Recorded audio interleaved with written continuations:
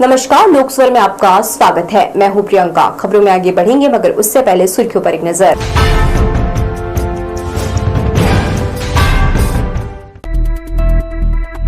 गांव से उठी शराब दुकान खोलने की मांग, महुआ शराब का साइड इफेक्ट बना कारण।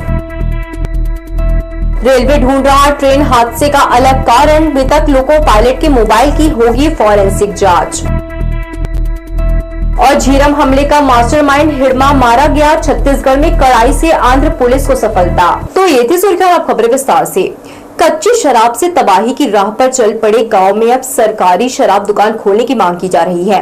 कोड़ापुरी गांव से सैकड़ों की संख्या में ग्रामीण कलेक्टोरेट पहुंचे थे। इनमें महिलाओं की संख्या अधिक थी। कच्ची शराब बनाने और बेचने वाले ग्राहकों को उधार में भी शराब पिलाते हैं, जिससे घरों में आए दिन अशांति छाई है। स्थानीय लोग एक स्वर में गांव कोड़ापुरी में शराब दुकान खोलने की कलेक्टर से मांग कर रहे हैं। इनमें एक दो नहीं बल्कि पूरा गांव का गांव उमड़ आया है, जिनमें से ज्यादातर महिलाएं अपनी गोद में नन्हे बच्चों को लेकर आई थी। वे शासकीय शराब दुकान खोलने की मांग क्यों कर रही है, इसे समझने की जरूरत है। कोड़ापुरी में ज्यादातर घरों के लोग महुआ की कच्ची शराब बनाते हैं। वे ग्राहकों को उधार में भी शराब पिलाते हैं। उधार में देकर वे ज्यादा से ज्यादा शराब बेचने के लिए अपना ग्राहक बनाते हैं। नशे के आदी लोग घर का राशन और छिटपुट सामग्रियां बेचकर शराब खरीदते हैं। इससे खासकर महिलाएं घर खर्चे में परेशानी का अनुभव कर रही हैं। कम से कम शासकीय दुकान खुलने से उधारी में तो शराब नहीं मिलेगी। आबकारी वाले भी शराब बनाने वालों से हफ्ता लेने के लिए आते हैं।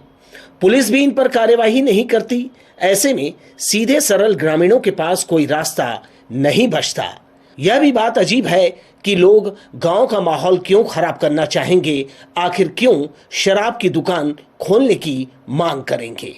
लोकस्वर के लिए कैमरामैन जयेंद्र गोले के साथ किशोर श्रीवास्तव की रिपोर्ट। जिला अस्पताल के आयुष विभाग द्वारा कर्मचारियों और मरीजों को नशा नहीं करने के लिए शपथ दिलाई। अनुभव में आया है कि नशे की जड़ में आकर नशेड़ी अपना और परिवार को भी बर्बाद कर देते हैं। इसे देखते हुए आयुष विभाग द्वारा साल भर नशा के विरुद्ध अभियान चलाता है। नशा जागरूकता दिवस पर मंगलवार को जिला अस्पताल में आयुष विभाग द्वारा नशा नहीं करने की शपथ दिलाई गई। इसमें समाज सेवी संगठनों और मरीज भी शामिल थे। उनका उपचार अस्पताल में विशेषज्ञ डॉक्टरों द्वारा निःशुल्क किया जा रहा है। आज नशा मुक्त अभियान के तहत आज जो है हम सभी यहाँ पर आयुष विभाग वाले और साथ में जिला अस्पताल के समस्त स्टाफ के द्वारा नशा मुक्ति की शपथ ली गई है, जिसमें एक जन जागरूकता जो नशे से पीड़ित जो युवा है, युवा वर्ग, उनकी शक्ति को सपोर्ट करने के लिए उनको एक व्यवहारिक रूप में नशे से दूर रहने के लिए समझाइश दी गई है। आज नशा मुक्ति अभियान के तहत शपथ दिलाया गया। सभी मरीज और स्टाफ के द्वारा शपथ लिया गया है। नशा बीड़ी सिगरेट पीने की ललक से शुरू होता है। ये गांजा शराब की अति तक जा पहुंचता है। जब शरीर जवाब देने लगता है तब उपचार कराने की बात आती है। तब तक आदी हो चुके व्यक्ति का शरीर खोखला हो जाता है। यही कारण है कि आयुष विभाग साल भर नशे से जागरूक रहने का अभियान चलाता है।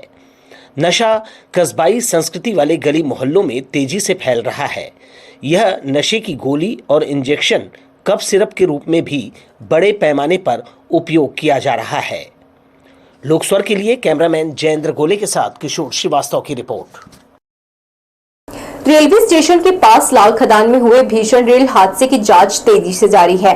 पुलिस अधीक्षक कृष्ण सिंह ने बताया कि हादसे के सही कारणों का पता लगाने के लिए हर तकनीकी और मानवीय पहलू पर गंभीरता से जांच की जा रही है। घटना के बाद से ही रेलवे और पुलिस की संयुक्त टीम मामले की तह तक जाने में जुटी हुई है। एसएसपी ने बताया कि लोको पायलट के मोबाइल फोन को फॉरेंसिक जांच के लिए भेजा गया है। मोबाइल डेटा के जरिए यह पता लगाने की कोशिश की जा रही है कि हादसे से पहले की स्थिति क्या थी। कहीं फोन पर बात या अन्य किसी तरह की व्यस्तता तो कारण नहीं बनी। फॉरेंसिक रिपोर्ट से जांच को मजबूत आधार मिलने की उम्मीद है। इसके साथ ही हादसा स्थल के आसपास मौजूद प्रत्यक्षदर्शियों के बयान भी लिए जा रहे हैं। स्थानीय लोगों, रेलवे कर्मचारियों और बचाव कार्य में शामिल टीमों से भी पूछताछ की जा रही है, ताकि घटनाक्रम की सटीक श्रृंखला तैयार की जा सके। पुलिस का मानना है कि प्रत्यक्षदर्शियों के कथन तकनीकी रिपोर्ट के साथ मिलाकर देखने से तस्वीर और साफ हो जाएगी।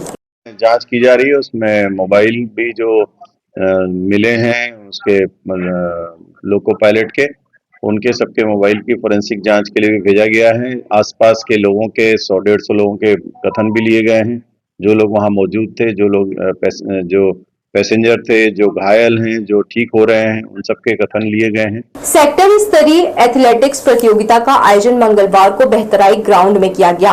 इसमें 3 जिलों के 20 कॉलेजों से खिलाड़ियों ने हिस्सा लेकर अपने बेहतरीन प्रदर्शन से दर्शकों और अधिकारियों का ध्यान आकर्षित किया।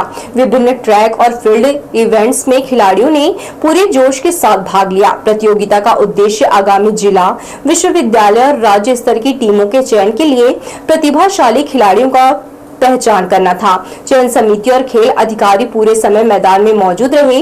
उन्होंने खिलाड़ियों को बारीकी से परखा और मापदंडों के आधार पर उनकी क्षमताओं का आकलन किया।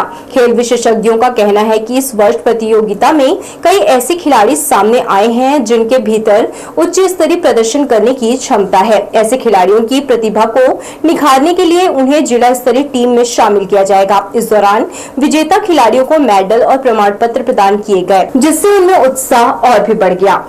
अभी यहाँ से जो टीम सिलेक्ट होके फिर वो हायर लेवल पे जाएगी, वो हमारे स्पोर्ट्स वाले बताएंगे। मतलब यहाँ जो आज जो रिजल्ट्स हुए, मेडल सेरेमनी भी हम लोग साथ साथ करते जा रहे हैं। ये हमारा मेडल वाला जगह है और ये हमारा इनॉग्रल फंक्शन था और शाम को हमारा समापन है। तो अभी हमने एकेडमिशियंस को बुलाया था और शाम को हम लोग अपनी जनभागीदारी सोसाइटी कमेटी जो है सक्रिय कॉलेज की, उनको बुलाए हैं। वो लोग विशिष्ट थे। आंध्र प्रदेश में सुरक्षा बलों को बड़ी सफलता मिली है, जो कि छत्तीसगढ़ में नक्सल प्रभाव की लौ बुझने से कम नहीं। वर्षों से जंगलों में आतंक का पर्याय बन चुके कुख्यात नक्सली माड़वी हिड़मा को मुठभेड़ में मार गिराया। छत्तीसगढ़ और आंध्र प्रदेश की सीमा पर मंगलवार तड़के हुए मुठभेड़ में 6 नक्सली ढेर हो गए। खुफिया विभाग के एडीजी महेश चंद्र लाढ़ा ने बयान जारी करते हुए हिड़मा और उसकी पत्नी के मारे जाने की पुष्टि की है। उन्होंने कहा, छत्तीसगढ़ में कसते हुए सिकंजे के कारण माओवादी आंध्र प्रदेश में भागने की तैयारी में थे। लगातार निगरानी रखी जा रही थी। तब हमारे खुफिया एजेंसियों के जानकारी के अनुसार सुबह सुरक्षा जवानों और माओवादियों के बीच संघर्ष हुआ, जिसमें 6 माओवादियों के शव बरामद किए जा चुके हैं। इसमें 6 नक्सली मारे गए। बरामद शवों में माड़वी हिड़मा और उसकी पत्नी की पहचान की है। नक्सलियों के सेंट्रल कमेटी का सदस्य हिड़मा ने छत्तीसगढ़ और आंध्र प्रदेश में कई बड़े हमलों का नेतृत्व किया था। गौरतलब है कि बस्तर में झीरम घाटी नरसंहार का हिड़मा मास्टरमाइंड था। Due to continuous pressure in Chhattisgarh, so we are keeping a continuous watch on that. In continuation to that, in last 1 or 2 days, we had a very specific intelligence that few of the top Maoist leaders are entering into Andhra Pradesh and they are planning to revive the movement. In that continuation, today morning, one exchange of fire has taken place between Maoist and security forces, in which 6 Maoist dead bodies have been recovered. So far, what identification we could fix is Madhvi Hidma. He is the Central Committee member and 1st Battalion Commandant and one of the most wanted and dreaded Maoist. His body has been recovered.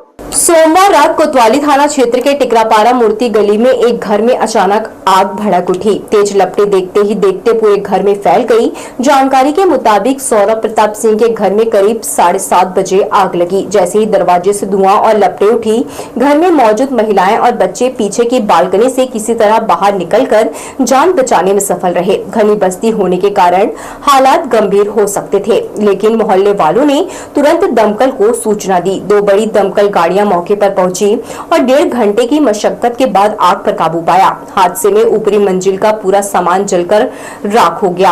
हालांकि समय रहते सभी लोग सुरक्षित बच गए। नगर में राहत की बात यह है कि आग ने आसपास के घरों को चपेट में नहीं लिया। रायपुर के मुजगहन थाना क्षेत्र के कमल विहार स्थित कृष्णा हाइट्स में बंधक बनाकर की गई डकैती का पुलिस ने खुलासा कर दिया है। महिला आरोपी, 2 युवक और एक अपचारी बालक सहित कुल 5 लोगों को गिरफ्तार किया गया है। मुख्य आरोपी पूजा सचदेव का आपराधिक रिकॉर्ड लंबा है और वह पहले भी कई मामलों में जेल जा चुकी है। आरोपियों ने एक महिला और उसके भाई बहनों को कमरे में बंधक बनाकर एटीएम से नकदी, लैपटॉप, गैस सिलेंडर और एक 2 पहिया वाहन लूटकर फरार हुए थे। पुलिस ने आरोपियों की पहचान सीसीटीवी फुटेज से की और संयुक्त कार्यवाही में सभी को पकड़ लिया। आरोपियों के कब्जे से लूट की मोटरसाइकिल, लैपटॉप, गैस सिलेंडर, बर्तन, 15,000 रुपए नकद, 6 मोबाइल और घटना में उपयोग की गई बाइक समेत कुल 2,20,000 का सामान बरामद किया गया है। अन्य फरार आरोपियों की तलाश जारी है। ये जो आरोपी गण हैं वो उन्हें मिले और बोले तुम लोग गलत काम करते हो, चलो तुम लोग घर के अंदर चलो करके उसी के घर को लेकर गए और उसमें वहाँ जो 2 उसकी बहन मुँह बोली बहनें थीं और 3 अन्य युवक थे, उन तीनों से के साथ मारपीट करते हुए उनसे करीबन 3500 रुपये तत्काल एवं बाद में एटीएम और QR कोड के माध्यम से विभिन्न माध्यमों से कुल 22,500 रुपये की उनके द्वारा जो है लूट की गई। इसमें कुल अभी तक की जो विवेचना है इसमें 7 आरोपी जो है पहचान किए गए हैं, जिनमें से 5 आरोपियों को गिरफ्तार कर लिया गया है और इसमें आज उनको माननीय न्यायालय के समक्ष प्रस्तुत किया जा रहा है। नशा मुक्त भारत अभियान की 5वीं वर्षगांठ के अवसर पर मंथन सभा कक्ष में सभी विभागों के अधिकारी कर्मचारियों ने नशा मुक्ति के लिए सामूहिक रूप से शपथ लिया। कलेक्टर संजय अग्रवाल ने नशा मुक्त समाज निर्माण के लिए शपथ दिलाया। इस अवसर पर सभी ने जागरूकता का संकल्प लिया। इस दिन सभी जनपद पंचायत और नगरीय निकायों में भी जन सामान्य की सहभागिता से नशा मुक्ति शपथ का आयोजन किया गया ताकि इसके उन्मूलन का संदेश अधिक से अधिक लोगों तक पहुंच सके। तारबहार क्षेत्र में व्यापार विहार शराब दुकान के बाहर 2 पक्षों के बीच हुई हिंसक मारपीट का वीडियो सोशल मीडिया में वायरल हुआ था। मोबाइल चोरी के आरोप पर शुरू हुआ विवाद लाठी डंडों की बर्बर पिटाई में बदल गया। वीडियो में चखना दुकान से जुड़े लोग एक युवक को बेरहमी से पीटते दिखे, जबकि वह खुद को निर्दोष बताता रहा। कई लोग मौजूद थे लेकिन कोई आगे नहीं आया। कुछ हमलावरों ने चेहरे ढक रखे थे। आधे घंटे तक मारपीट चलती रही लेकिन पुलिस मौके पर नहीं पहुंची। वायरल वीडियो के बाद पुलिस ने जांच शुरू कर दी है। मामला व्यापार विहार का है, तारबहार थाना क्षेत्र के अंतर्गत आता है। इस पर एक वीडियो वायरल हो रहा है जिसमें 1-2 लड़के एक व्यक्ति को मारते हुए दिख रहे हैं।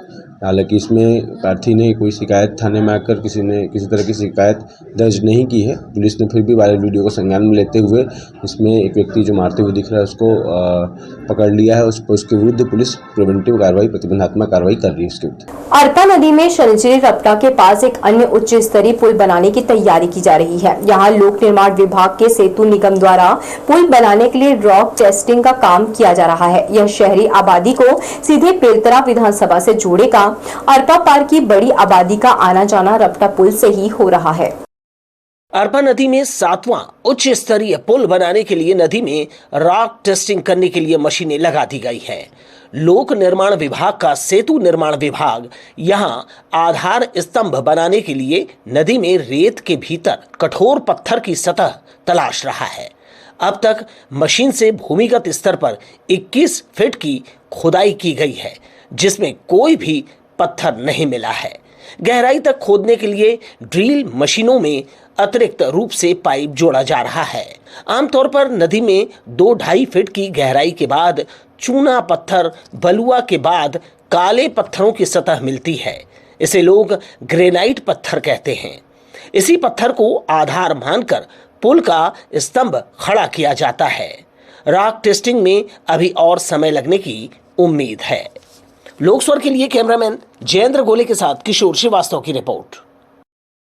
मूक बधिर लड़कियों के भीतर असीम प्रतिभा छिपी हुई है। वे लेखन, चित्रकला सहित अन्य दूसरी विधाओं में पारंगत है। कक्षाओं में वे अनुशासित और एकाग्रचित दिखाई दे रहे हैं। ये बच्चे गांव देहात से सरकंडा नूतन कॉलोनी के आवासीय स्कूल में रहकर पढ़ रहे हैं। उन्हें रहने खाने के लिए काफी कम अनुदान मिलता है। नूतन कॉलोनी के वसति गृह में मूक बधिर बच्चियों के लिए 5वीं से 12वीं तक स्कूल संचालित है। कॉपियों में बच्चों की हैंडराइटिंग स्पष्ट और सुंदर है, जिसे देखकर लगता है कि बच्चों में शिक्षा के प्रति कितनी गहरी ललक है। वे छुट्टियों में अपने घरों में भी नहीं जाना चाहती, क्योंकि गांव देहात में उनकी भावनाओं और बोलचाल को समझने वाला कोई नहीं होता। वे छात्रावास और स्कूल में ही अपने मनोभावों को सहेलियों, अपनी अध्यापिकाओं से शेयर करती हैं। इसमें बहुत सारी प्रतिभाएं हैं, जैसे मेहंदी लगाना, ड्राइंग, पेंटिंग, सब है, रंगोली, ये सब चीज़ें है। साइन लैंग्वेज से पढ़ता है, इनका स्पेशल भाषा होता है साइन लैंग्वेज, मूक बधिर बालिकाओं का है। यहाँ अभी 60 बालिकाएं हैं जो आवासीय हैं, जो रहती हैं। 8 से 10 लड़के जो आती जाती हैं। शासकीय स्कूलों के 5वीं 8वीं के बच्चों को हिंदी लिखना नहीं आता। सरकारी गुरुजी गांव देहात के स्कूलों में पढ़ाने के लिए नहीं जाना चाहते। 5-10 हजार रुपए में उन्होंने गांव के युवकों को स्कूल में पढ़ाने का जिम्मा दे दिया है। नेताओं के ज्यादातर रिश्तेदार शहरी स्कूलों में अटैच हैं, जबकि समाज सेवी संगठन द्वारा संचालित मूक बधिर स्कूल समाज कल्याण विभाग के अनुदान से संचालित है। लोकस्वर के लिए कैमरामैन जयेंद्र गोले के साथ किशोर श्रीवास्तव की रिपोर्ट।